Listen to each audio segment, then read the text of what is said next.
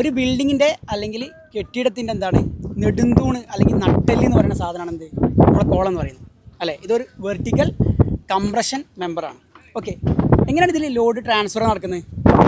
നമ്മളെ സ്ലാബിൽ നിന്ന് ലോഡ് ആർക്ക് കൊടുക്കും? ബീമിലേക്ക് കൊടുക്കും. ബീം ആർക്ക് കൊടുക്കും? നമ്മുടെ കോളത്തിന് കൊടുക്കും അല്ലേ. കോളം ആർക്ക് ട്രാൻസ്ഫർ ചെയ്യും? ഫൂട്ടിങ് കൊടുക്കും. അങ്ങനെയാണ് ഇതിൽ ലോഡ് ട്രാൻസ്ഫർ നടക്കുന്നത് അല്ലേ. ക്ലിയർ അല്ലേ?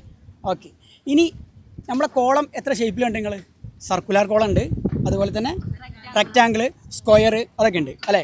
അപ്പോൾ സ്ക്വയർ ആയിക്കോട്ടെ റെക്റ്റാങ്കിൾ ആയിക്കോട്ടെ, മിനിമം നമ്മളൊരു കോളത്തിൽ 4 ബാറെങ്കിലും എന്ത് ചെയ്യണം? പ്രൊവൈഡ് ചെയ്യണം. ഓക്കെ, നേരെ മറിച്ച് സർക്കുലാർക്ക് വരുമ്പോൾ എങ്ങനെ ആവും? 6 എണ്ണം. അതുപോലെ തന്നെ നമ്മൾ കോളത്തിൽ നമ്മൾ ഈ റീഇൻഫോഴ്സ്മെൻറ്റ്, അതായത് ഈ ബാർ കൊടുക്കുന്ന സമയത്ത് മിനിമം എത്ര കൊടുക്കണം? ഒരു 12 mm ബാറെങ്കിലും പ്രൊവൈഡ് ചെയ്യണം. അതിലെന്ത് ചെയ്യാൻ പാടില്ല? കുറയാൻ പാടില്ല.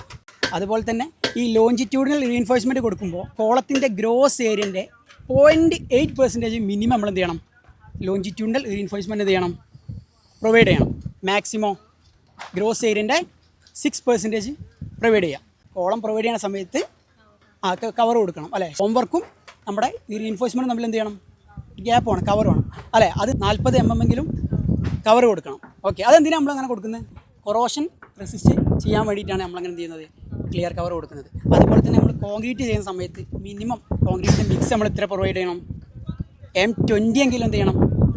കൊടുക്കണം. അതാണ് കോളത്തിൽ നമുക്ക് മെയിനായിട്ട് പറയാനുള്ളത്. ക്ലിയർ അല്ലേ? Well Fabs Academy.